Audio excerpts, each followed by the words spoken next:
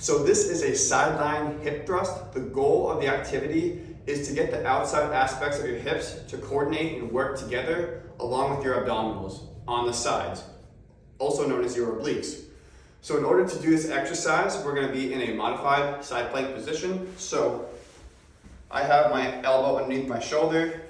My knees are going to be straight, so there's a straight line with my shoulder all the way down to my knee. Now you can play around with this a little bit, bringing the knees a little bit forward or a little bit back, whatever feels good to you, just as long as we're not in this 90-90 position. So I'm going to keep my knees a little bit bent.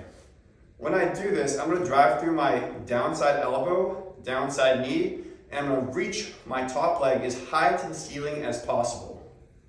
My hand is going to go underneath my rib cage, and we'll talk about that in a second. So as I do this, I'm going to press through, reach my top leg to the ceiling, I come back down.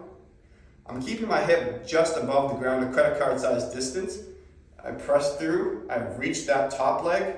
Now the reason why I have my opposite or top hand on my rib cage is because we want to fold at the hips, not side bend through your rib cage. We don't want to do this and get nice and long. We want to stay tall through our spine as we go through this.